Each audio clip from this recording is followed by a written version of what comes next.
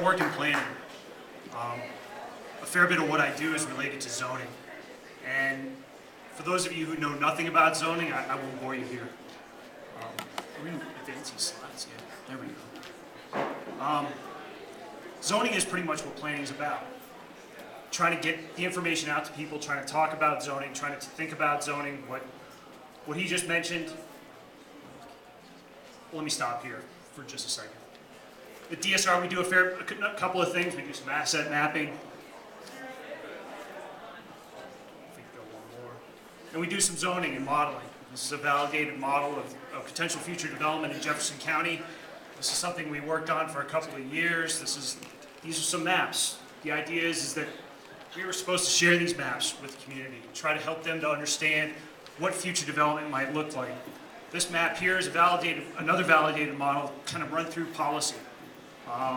What does zoning mean? What does future development mean? What does land use policy mean? We built a web map. This is back in 2004. This is built on Drupal.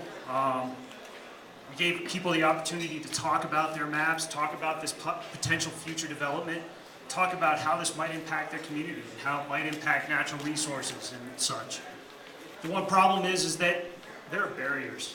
I've been working in web mapping for a number of years, and what basically this presentation is about is my pet peeves.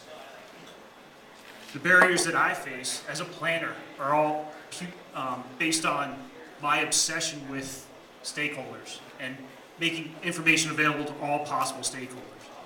The black box, plugins, terms of service, and generally maps lack impact on the web. And so, by coincidence, serendipity, I ran across some folks in the basement. They've been calling it the basement for 25 years. This is a Edware map. This is a server-side application. Another version of a server-side application. This is 3D rendering on the server side. High-impact graphics. This captures people's attention. And in a process like planning, where everything is boring, you need something to grab their attention. Computer-rendered image. Again, here in Colorado, we have benefit of clear days. What happens if we're working in the Northeast? What happens if we're working in the Southeast? What happens when we need to visualize what's going on in our environment? This is a line of sight analysis. Again, it's a server-side tool. It's a simple, standards compliant interface. Real simple, 2000 USGS interface. Line of sight, what we're looking at here is a 3D rendering of what's at the end of that line. Pretty cool stuff. What's cool about the software I've been working with, and Edware in general, is you can scale from large scale to 2D and 3D, all the way down to small scale. He has a solar incidence web map service that allows him to visualize where solar incidence occurs over the course of the year. Obviously, the red is higher incidence of solar radiation over the course of the year. And again, it's a web service. This is a 10-year-old web interface built by the USGS.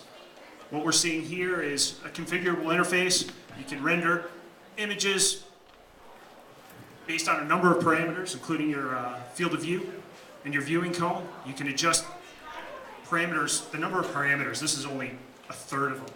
But you can adjust the look and feel of your image based on server-side inputs, and you never know what you're going to end up with. Don't let Ed take your picture. Seriously, it'll end up on something like this. But it's cool. Again, he's been developing over the last 30 years for consulting work. And it's nice. It solves my problems of the pet peeves. You know, no plugins, no nothing. It's WMS. It's easy, and it's cheap, and it gets the information out there, and I can engage people in the process. So.